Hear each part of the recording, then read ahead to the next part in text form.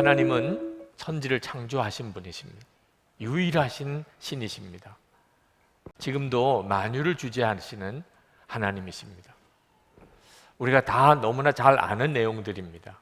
근데 이 시편 99편은 그 하나님의 속성 중에 하나님의 거룩하심에 대해서 말씀하고 있습니다.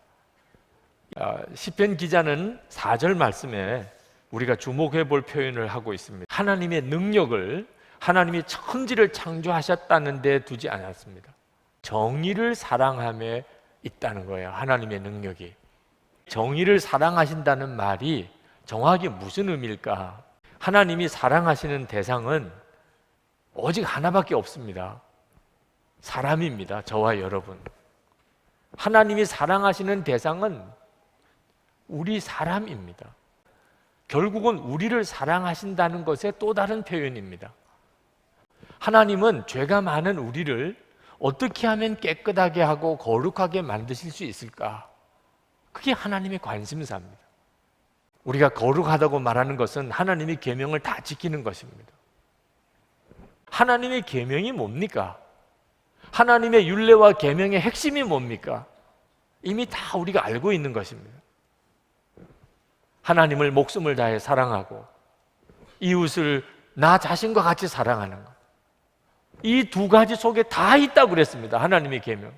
여기서 말하는 이웃, 성경에서 말하는 이웃은 말할 수 없이 억울한 일을 당하고 고통을 당하고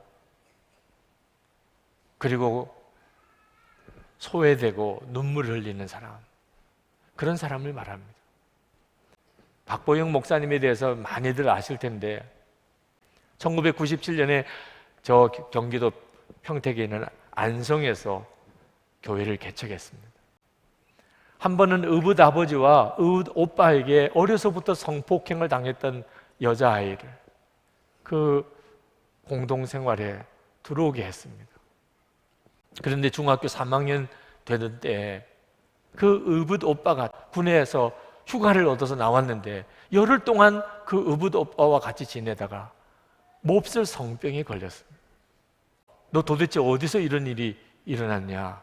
추궁을 당하는데 그냥 불쑥 거짓말하는 게 목사님에게 당했다는 거예요.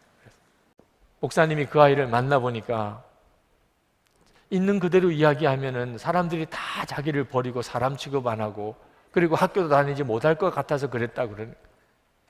그래, 그러면 끝까지 내가 그랬다 그래라. 그런데 이 아이가 너무 마음이 가책이 되는 겁니다. 그래서 결국은 학교에서 사실을 있는 그대로 자백했습니다. 그래서 목사님에게는 혐의가 벗어졌어요. 사람들이 목사님을 다 너무나 훌륭하게 보기 시작했어요. 그렇지만 교회 안에 문제가 생겼습니다. 다들 불황하고 깡패고 그런 아이들인데 일반 교인 한 가정이 있었습니다. 그 집사님이 찾아와서는 그 여자아이를 내보내라는 거예요. 만약에 그렇지 않으면 우리가 나가겠다는 거예요. 목사님은 고민이 됐어요. 그리고 기도하는데 하나님께서 마음에 답을 주시더래요. 집사님은 가실 교회가 많겠지만 이 아이는 갈 데가 없습니다. 저는 이 아이를 붙잡을 수밖에 없습니다. 이게 바로 정의를 사랑한다는 거죠. 이게 하나님이 원하시는 일인 것입니다. 목사님은 어떻게 그렇게 할 수 있었을까요?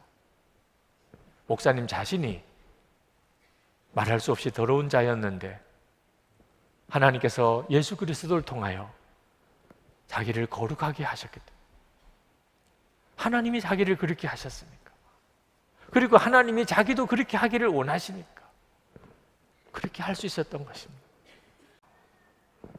억울한 사람, 고통당하는 사람, 정말 가난한 사람, 배우지 못한 사람,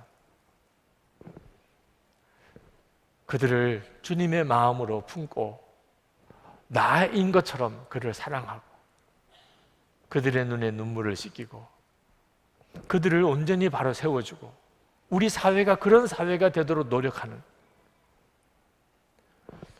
그때만 세상은 하나님의 거룩하심을 보게 됩니다. 저와 여러분이 모두 다 그리 되기를 축복합니다.